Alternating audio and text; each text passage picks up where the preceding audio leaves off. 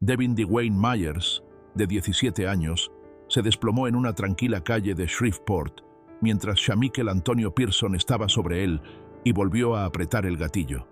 Shamikel era un adolescente de Shreveport que se convirtió en el centro de un caso legal de alto perfil tras un incidente en marzo de 2022. Los informes lo identifican como el acusado del asesinato de Devin, un jugador de baloncesto de Huntington High School.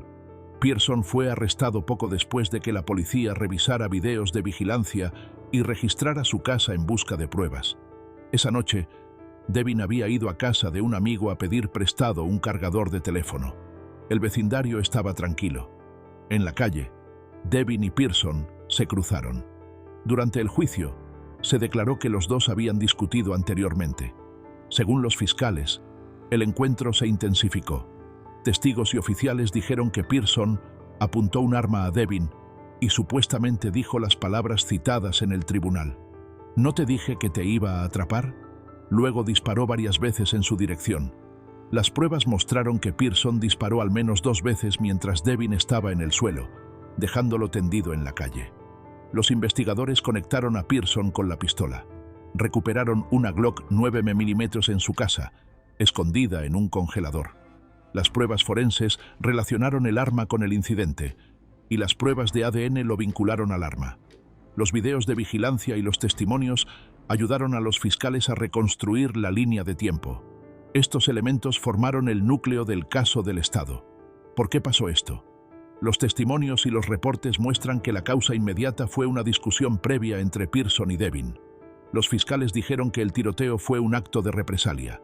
Los abogados de Pearson impugnaron partes del caso, pero el jurado consideró que la evidencia era suficiente para condenarlo por homicidio en segundo grado. El caso demostró que el ataque estaba dirigido a Devin. No fue al azar. El juicio comenzó a principios de marzo de 2023. Los jurados escucharon testimonios sobre el incidente del 3 de marzo de 2022, el video de vigilancia y las conexiones forenses entre Pearson y el arma. Tras los alegatos finales, el jurado tomó una decisión unánime en menos de una hora. El 9 de marzo de 2023, Shamikel Pearson fue declarado culpable de homicidio en segundo grado. La ley de Luisiana establece penas estrictas para este tipo de condena, especialmente con arma de fuego involucrada. Un punto clave es que la condena fue por homicidio en segundo grado, no en primero. Esto refleja cómo el jurado y la ley evaluaron la intención y las circunstancias. La ley permite cadena perpetua obligatoria en ciertas condiciones. Tras la condena, el caso pasó a la fase de sentencia. El 27 de marzo de 2023, el juez del distrito de Caddo, Chris Victory, impuso cadena perpetua obligatoria. Pearson debe cumplirla sin libertad condicional ni suspensión. La familia de Devin estuvo presente, así como la de Pearson. La fiscalía dijo que la sentencia era requerida por ley, según la evidencia presentada. El caso de Pearson muestra cómo una discusión puede terminar en cadena perpetua. Pero, ¿qué pasa cuando una noche inocente con amigos se convierte en un tiroteo móvil? Jashun Yamarik Smith creció en Shreveport. Los registros muestran que era adolescente en 2021.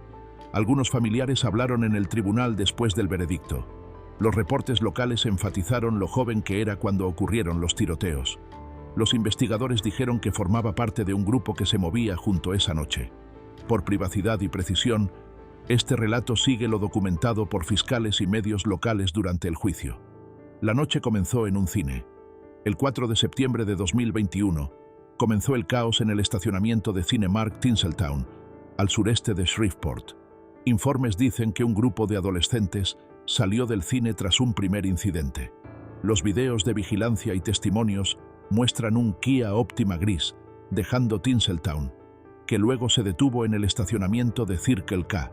Segundos después, un Honda Accord blanco se detuvo en la intersección. Los fiscales dicen que Jashun salió del Optima con un rifle. Personas dentro del Optima también dispararon hacia la intersección.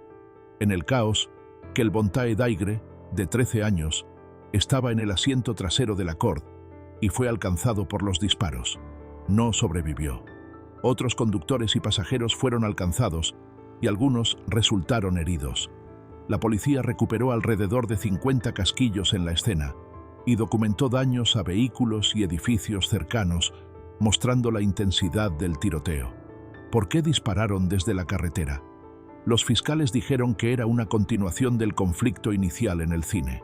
Testigos y videos ayudaron a reconstruir la secuencia.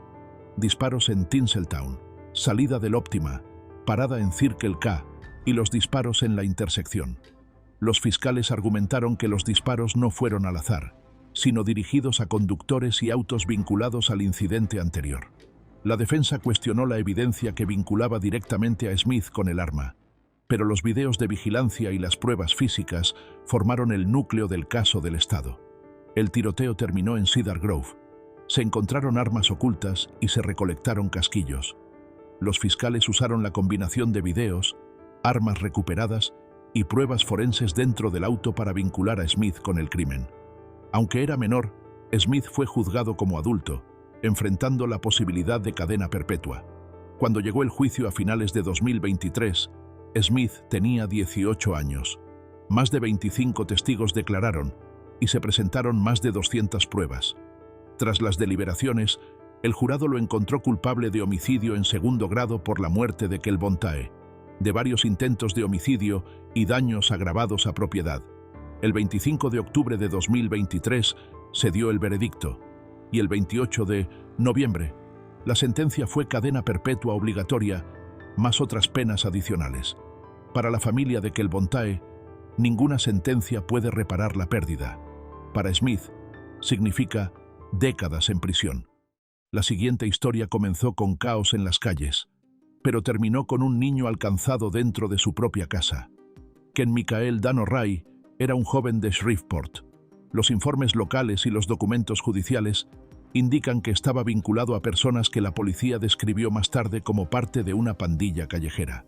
Los registros públicos lo muestran viviendo en Shreveport cuando fue arrestado y juzgado. La tarde del 1 de mayo de 2022, Landry Faith Anglin, de 13 años, estaba en casa de un familiar en la cuadra 4500 de Fairfield Avenue en Shreveport. Las calles cercanas eran caóticas, autos persiguiéndose y disparos desde los vehículos. Una bala atravesó una pared y alcanzó a Landry, quien falleció más tarde en el hospital. Vecinos y familiares quedaron en shock. Una niña que estaba pasando una tarde normal en casa no regresó con vida. Los investigadores se basaron en testigos y videos de vigilancia. Los fiscales presentaron grabaciones que mostraban a Ray disparando un rifle de alta potencia mientras era perseguido por otro vehículo en Erie Street. Las pruebas forenses conectaron la bala que alcanzó a Landry con el rifle Kel-Tec, incautado a Ray tras su huida. En pocos días, los US Marshals localizaron a Ray en Arlington, Texas, y recuperaron el rifle. Las pruebas balísticas ayudaron a vincular la bala con el arma de Ray. Expertos del North Louisiana Crime Lab compararon las marcas de la bala con el cañón del rifle Kel-Tec, un vínculo científico central para la acusación. ¿Por qué disparó Ray ese día? La policía describió la situación como un tiroteo rodante, pandillas rivales persiguiéndose y cruzando disparos en la calle. Los fiscales dijeron que Ray disparó apuntando a las personas del vehículo que lo perseguía, sin enfocarse en si golpeaba a alguien en casas cercanas. La bala perdida que alcanzó a Landry fue el trágico resultado de su conducta imprudente en un lugar público con un arma de alto poder. El juicio comenzó tras la acusación del gran jurado. En junio de 2024 se seleccionó al jurado. Durante la semana del juicio, los fiscales llamaron a policías, expertos forenses y otros testigos. Presentaron videos, informes balísticos y testimonios que vinculaban a Ray con el rifle y el tiroteo. Tras deliberaciones cortas, el jurado lo declaró culpable de homicidio en segundo grado y cargos relacionados con armas de fuego. En junio de 2024, el jurado encontró a Ken Michael Dan O'Reilly culpable. La sentencia fue el 16 de julio de 2024. Cadena perpetua obligatoria sin posibilidad de perdón ni reducción. Los padres de Landry ofrecieron declaraciones emocionales en la corte. Los coacusados recibieron distintos resultados. Uno se declaró culpable, otro recibió 10 años por un cargo de armas y otros seguían en procesos relacionados. Ray no hizo declaraciones públicas claras sobre lo sucedido. Los registros judiciales y noticias no muestran confesión ni disculpa. La mayoría del expediente oficial se centra en las pruebas y las declaraciones de la familia de la víctima. Landry Anglin tenía 13 años. Su obituario dice que amaba la lectura, la música y el arte. Jugaba lacrosse y estaba orgullosa de ser hermana mayor. Familia, amigos y su comunidad sintieron profundamente la pérdida. La justicia castigó al responsable, pero no pudo devolver una vida. El caso también impulsó debates locales sobre seguridad con armas y llevó a más procesos y acuerdos de culpabilidad para otros involucrados. Mark St. Julien era un adolescente que vivía en un parque de casas móviles en Lafayette, Luisiana. Él y Alisa Case, de 13 años, eran vecinos. El 29 de mayo de 2002, la madre de Alisa salió del parque durante unos 45 minutos. Al regresar, encontró a su hija inconsciente dentro de la casa móvil, con un corte profundo en la garganta y lesiones en la cabeza. La policía arrestó a St. Julien y lo acusó de homicidio en segundo grado. Los investigadores indicaron que el ingreso parecía una búsqueda de dinero, sin señales claras de entrada forzada. Esto generó preguntas sobre cómo y por qué el intruso había entrado. St. Julien tenía 15 años cuando lo nombraron sospechoso. Inicialmente se declaró no culpable y el caso avanzó hacia juicio. Los informes y detalles del juicio muestran un panorama trágico. Alisa era estudiante destacada de séptimo grado, generalmente cercana a casa. El incidente ocurrió en horas tranquilas y conmocionó a los vecinos. Los reportes médicos confirmaron heridas graves, dejando claro que no fue un accidente. La comunidad luchaba por entender cómo algo así pudo ocurrir en un lugar que consideraban seguro. En la corte, el Estado acusó a St. Julien de homicidio en segundo grado. Los fiscales argumentaron que el incidente ocurrió después de que él irrumpiera en la casa buscando dinero. La defensa cuestionó algunas pruebas y su participación. El juicio llamó la atención por la edad de los involucrados y la gravedad del crimen. Para junio de 2003, los medios informaron que el juicio comenzaría en septiembre. Si era condenado, enfrentaba cadena perpetua. El jurado encontró a St. Julien culpable y fue sentenciado a cadena perpetua, la máxima pena para menores de 16 en Luisiana. La sentencia fue confirmada tras apelación en el Tercer Circuito de Apelaciones de Luisiana. Tras la condena, St. Julien fue enviado a la Penitenciaría Estatal de Luisiana en Angola, donde participó en programas educativos y religiosos. Estos detalles muestran cómo puede cambiar la vida dentro de prisión, aunque no alteran el hecho ni la sentencia. Próximo caso: una madre y su hija luchando por sobrevivir, por algo que casi no vale nada. Aramis Jackson era un hombre de 20 años de 1900, Baton Rouge, Luisiana. En septiembre de 2010, irrumpió en una casa, afectando profundamente a una familia. Su objetivo era Alexandra Engler, madre soltera de 42 años, y su hija de 9 años, Ariana. Jackson estaba atraído por la casa por un televisor de plasma que quería robar. Esa noche, la situación se volvió trágica. Jackson disparó a Alexandra de manera deliberada y a Ariana la alcanzó 6 veces, según los registros policiales. A pesar de sus heridas, Ariana logró arrastrarse y fingir estar inconsciente mientras llamaba por teléfono para pedir ayuda. Los equipos de emergencia la encontraron herida pero viva en la parte trasera de la casa. ¿Por qué hizo esto Jackson? ¿Fue por desesperación por obtener algo material o por una decisión impulsiva? Los informes no dan un motivo claro más allá del deseo de llevarse el televisor, pero plantea una pregunta inquietante. ¿Cómo un simple robo puede convertirse en un acto tan dañino? El historial de Jackson muestra un patrón preocupante. En 2009, fue arrestado en LSU por portar un arma en una zona prohibida, aunque el cargo fue retirado tras cumplir con 3 actos de bondad al azar. En abril de 2010, fue arrestado nuevamente por portar un arma y sustancias ilegales, cumpliendo poco más de 3 meses. Meses después cometió la invasión a la casa. Pocos días después, la policía lo encontró en Violet, cerca de Baton Rouge, en la casa de una mujer que conoció en línea, quien desconocía lo sucedido. El ADN del lugar del crimen lo vinculó directamente, lo que llevó a su arresto. Los fiscales inicialmente consideraron la pena más severa. Tras varios años de proceso, Jackson aceptó un acuerdo de culpabilidad: homicidio en primer grado por la muerte de Alexandra y homicidio en grado de tentativa por las heridas de Ariana.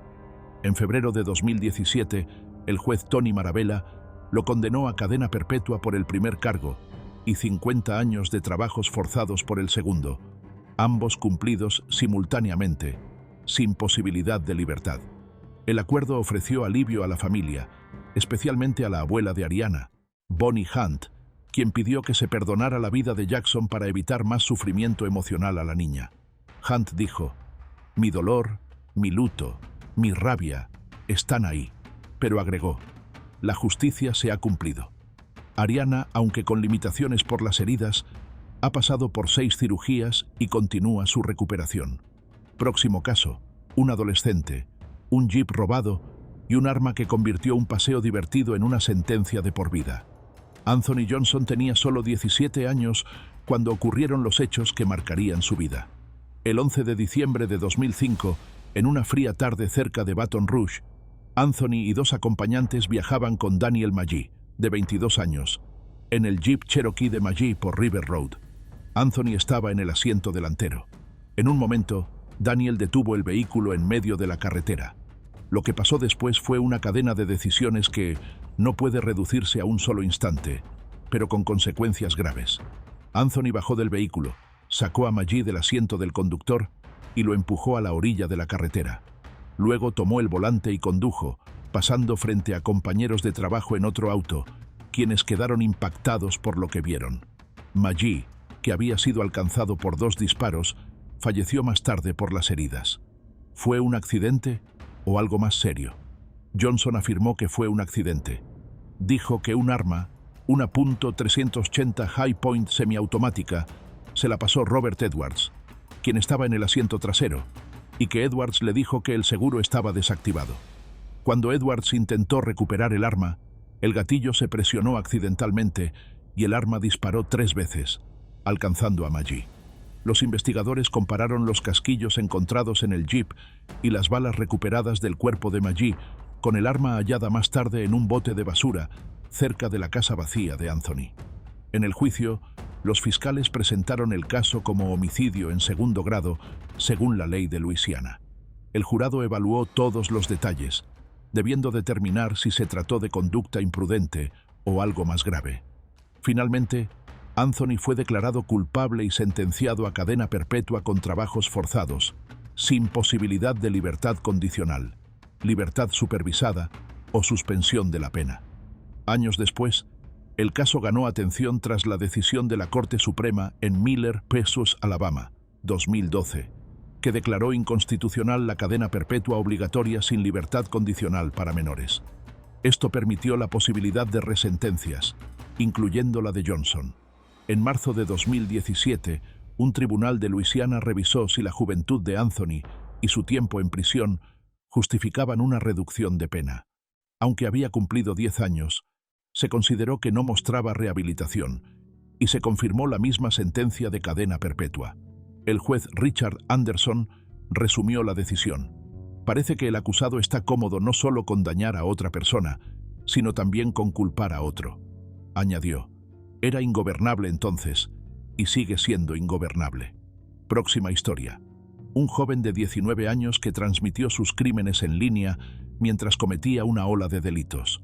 Tyrese Harris era un joven de Nueva Orleans. Su nombre se hizo conocido por una serie de delitos muy graves a principios de 2022. Entre finales de enero y principios de febrero, Harris realizó varios robos de autos violentos en la ciudad. El primer incidente ocurrió en un Circle K en Howard Avenue, el 18 de enero de 2022. Un hombre estaba cargando gasolina cuando Harris saltó a su vehículo. El dueño sacó un arma y Harris huyó disparando contra el auto. La policía encontró un celular y casquillos en la escena, vinculándolo directamente al crimen. Semanas después, el 1 de febrero, Harris atacó de nuevo en una gasolinera de Costco. Su víctima fue la agente inmobiliaria Kelly Rain. Mientras cargaba gasolina, Harris le arrebató el vehículo, arrastrándola entre 9 y 15 metros. Sufrió fracturas en el cráneo, rostro y cuello, además de lesiones cerebrales. Los investigadores lo vincularon a ambos incidentes mediante videos de vigilancia, mensajes de texto, descripciones del vehículo y una transmisión en vivo de Instagram donde vestía la misma ropa de los robos. ¿Por qué actuó así Harris? Sus motivos no están claros. No explicó sus acciones en la corte, solo admitió lo que hizo. Durante la investigación de los robos, la policía también examinaba la muerte de Derrick Cash, de 12 años, hallado con heridas de bala el 3 de enero de 2022 en Nueva Orleans Este. Más tarde, se vinculó el caso a Harris, quien admitió haber disparado con un arma calibre .45. Este cargo fue procesado por el Estado, mientras los robos fueron casos federales, aumentando las consecuencias legales. Fue acusado de homicidio involuntario en segundo grado, con sentencia de cadena perpetua obligatoria. En febrero de 2023, Harris se declaró culpable de 5 cargos federales, incluyendo conspiración, robo de auto y violaciones de armas, uno de ellos por el incidente de Costco. En junio de 2023, un juez lo sentenció a 45 años de prisión federal, 20 de ellos específicamente por el robo de Costco. En julio de 2023, Harris se declaró culpable de homicidio involuntario y conspiración por la muerte de Derrick Cash. Recibió 40 años por el homicidio y 30 por la conspiración, que se cumplirían al mismo tiempo, dejando la sentencia estatal efectiva en 40 años. Su abogado dijo: «Mi cliente acepta la responsabilidad de sus actos, que es todo lo que puede hacer, y cumplirá su tiempo. Se espera que las sentencias federal y estatal se solapen. Primero, estará bajo custodia federal antes de transferirse al estado». LaDarius Coleman era un adolescente creciendo en Luisiana. El 2021, durante el Memorial Day, quedó en el ojo público debido a un evento que marcaría su nombre. Esa tarde, justo antes de las 8 p.m., varias familias se reunían en la piscina privada de los Fairway View Apartments en Baton Rouge para recordar a sus seres queridos. Coleman entró al área y se acercó a 2 jóvenes sentados junto a la piscina. Tras un breve forcejeo, se escucharon disparos. Dwayne Dunn Jr., de 16 años, Reginald Thomas Jr., de 20, y una niña de 1 año, Yatiri Brown, fueron alcanzados. Dwayne y Reginald murieron en la escena. La niña falleció más tarde en el hospital. 3 vidas perdidas en un instante, en un día que debía ser de recuerdo. Muchos se preguntaron si Coleman tenía intención de dañar a la niña o si solo buscaba a los jóvenes. Ese error cambió todo, para él y para las víctimas. Al alcanzar la mayoría de edad, Coleman enfrentó cargos por el triple homicidio. En diciembre de 2024, un juez lo sentenció a cadena perpetua. Según la ley de Luisiana, siendo menor de 16 años al momento del hecho, podría solicitar libertad condicional tras 25 años, alrededor de los 40 años de edad. Las familias quedaron lidiando con el dolor. La madre de Dwayne Dunn Jr. dijo que ninguna sentencia podría devolverlo, pero que múltiples cadenas perpetuas eran necesarias.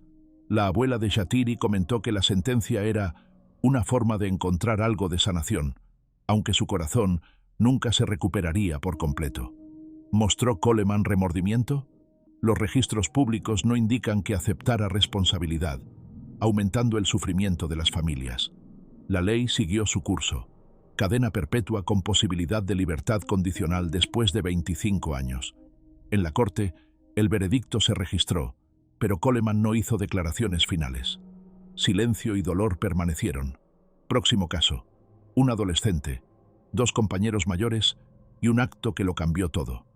Clifton Gibson nació en 1979 en Nueva Orleans. Creció en un vecindario con muchos actos ilegales y pocas redes de apoyo. A los 17 años, Gibson participó en un robo junto a 2 compañeros mayores. Su objetivo era un hombre de 25 años. Según documentos judiciales, la situación se volvió caótica cuando la víctima trató de resistirse. Durante la lucha, Gibson disparó un arma y el hombre falleció. Los fiscales trataron el caso como homicidio en primer grado con circunstancias especiales, que incluían robo y uso de un arma de fuego, lo que aumentaba la gravedad del caso. La policía recolectó evidencia y realizó arrestos rápidamente. Gibson fue acusado de homicidio en primer grado, uso de arma de fuego y robo. Debido a la seriedad del caso, fue juzgado como adulto. Esto afectó cada paso del proceso, desde la estrategia en la corte hasta la posible condena. La fiscalía destacó que el robo fue planeado y terminó en muerte, resaltando la presencia del arma y el resultado fatal. La defensa pidió considerar la juventud de Gibson, argumentando que tenía potencial de cambio y no debería enfrentar la pena más severa. El juez y el jurado se inclinaron por la versión de la Fiscalía. En 1996, Gibson fue sentenciado a cadena perpetua sin posibilidad de libertad condicional por homicidio en primer grado. Además, recibió una pena consecutiva de 12 años y 4 meses por el robo y uso del arma, haciendo prácticamente imposible que saliera alguna vez de prisión. El caso generó debate nacional sobre si los adolescentes deben enfrentar cadena perpetua sin libertad condicional. Críticos afirmaron que los jóvenes aún se están desarrollando y que las penas largas obligatorias no consideran la diferencia entre pensamiento juvenil y adulto. Los defensores argumentaron que algunos actos son tan graves que requieren castigos estrictos. Con los años, decisiones de la Corte Suprema cambiaron las reglas sobre sentencias para menores.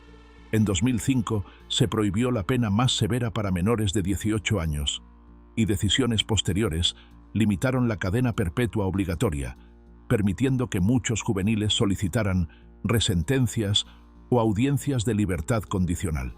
Larry McClinton tenía solo 17 años cuando cometió un acto grave en Pineville, Luisiana, en abril de 1991. Poco se sabe de su vida personal o familiar, pero lo que ocurrió es impactante.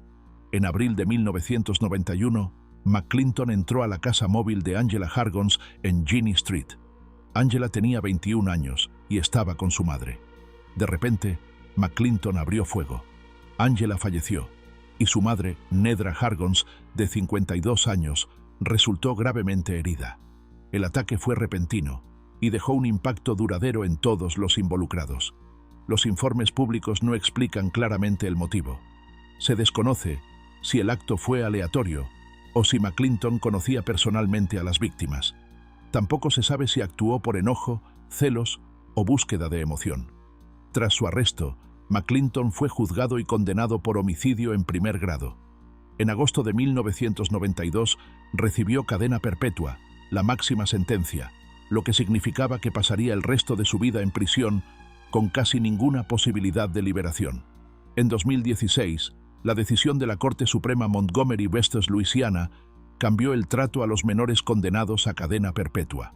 La sentencia permitió que jóvenes ofensores tuvieran la oportunidad de solicitar libertad condicional. En octubre de 2019, McClinton, ya con 45 años, se presentó ante la Junta de Perdones y Libertad Condicional de Luisiana para solicitar liberación anticipada. La petición fue denegada. El fiscal Philip Terrell habló en contra, en representación de la familia. La pérdida de Angela y la gravedad del acto fueron factores decisivos. Próximo caso: un estudiante universitario que salió de su auto solo para ser obligado a volver dentro bajo amenaza de un arma. Dale Dwayne Craig creció en Baton Rouge, Luisiana, en una familia trabajadora. Su infancia tuvo los retos típicos de crecer en un entorno modesto. Sus padres no eran ricos, pero le dieron un hogar estable. De adolescente, Craig empezó a juntarse con personas que lo llevaron por un mal camino. Esto lo llevó a involucrarse en actividades criminales serias. La noche del 14 de septiembre de 1992, Craig estaba con 3 cómplices: Sebi Berthelot, James Conrad Lavigne y Roy Maurer. Su objetivo era Kip Louisiana Earl Goulet, un estudiante de primer año de 18 años en la LSU. El grupo buscaba un auto para robar en los estacionamientos del campus. Goulet acababa de regresar a su residencia tras visitar a un amigo. Cuando Goulet salió de su Ford Bronco, Craig lo golpeó en la cara con una pistola. Luego el grupo lo obligó a subirse a su propio auto. Craig apuntó con un arma a su cabeza mientras lo llevaban dando vueltas por Baton Rouge. A pesar de que Goulet ofreció dinero y dijo que sus padres eran ricos, el grupo continuó con su plan. Finalmente, se detuvieron en un lugar aislado. Craig disparó a Goulet en la cabeza, acabando con su vida al instante. Luego huyeron. Este acto, motivado por el robo del auto, mostró una total falta de consideración por la vida de otra persona. La investigación avanzó rápido. Los testigos dieron descripciones de los sospechosos y del vehículo. En pocos días, la policía arrestó a Craig y a los demás. Primero negó su participación, pero después admitió los hechos y señaló a sus cómplices. En el juicio, Craig fue acusado de homicidio en primer grado. Sus abogados argumentaron que era menor de edad y no debería ser juzgado como adulto. Sin embargo, los fiscales destacaron que el acto fue planeado. y que Craig tuvo un papel activo en el secuestro y el asesinato. El jurado lo declaró culpable. El juez le dio la máxima condena, citando la gravedad del acto y la necesidad de prevenir incidentes similares. En 2005, la Corte Suprema de EU dictaminó que los menores de 18 años no podían recibir la pena máxima. La sentencia de Craig fue revisada, pero en 2006, un tribunal de apelaciones decidió mantener la cadena perpetua. La gravedad del acto todavía justificaba la condena. Craig cumple su condena en la penitenciaría estatal de Luisiana. Ha expresado remordimiento y participa en programas de rehabilitación. Sin embargo, las consecuencias de sus acciones siguen definiendo su vida. Thomas Steven Sanders nació en 1992 en Las Vegas, Nevada. En el verano de 2010, conoció a Suellen Roberts, de 31 años, quien alquilaba un espacio de almacenamiento donde él trabajaba. Comenzaron una relación. 2 meses después, Roberts aceptó un viaje con Sanders durante el fin de semana del Día del Trabajo, llevándose también a su hija de 12 años, Lexis. De regreso a Nevada, Sanders se detuvo en un área remota del desierto de Arizona, donde causó graves daños a Suellen Roberts y luego obligó a Lexis a subir a su auto. Posteriormente, llevó a Lexis a Luisiana, donde también causó su fallecimiento. Sus restos fueron encontrados más de un mes después por cazadores. La investigación llevó a Sanders a ser arrestado. Admitió los hechos y las pruebas de ADN lo conectaron con ambos incidentes. Fue acusado formalmente de secuestro con resultado de muerte y uso de un arma de fuego durante un acto agresivo con resultado de muerte. En septiembre de 2014, un jurado federal en Alexandria, Luisiana, lo declaró culpable de ambos cargos. El juicio duró 4 años y 18 testigos dieron su testimonio. El jurado deliberó aproximadamente 7 horas antes de dar su veredicto. Fue la primera vez que se impuso la pena capital en un tribunal federal del Distrito Oeste de Luisiana. En diciembre de 2024, el presidente Joe Biden redujo la sentencia de 37 reclusos federales, incluido Sanders, cambiándola a cadena perpetua sin posibilidad de liberación. En abril de 2025, un gran jurado de la parroquia de Catahoula, Luisiana, acusó formalmente a Sanders de homicidio en primer grado de Lexis Roberts. El fiscal del distrito, Brad Burgett, anunció que buscarían la pena capital a nivel estatal, reabriendo la posibilidad de la sanción más severa.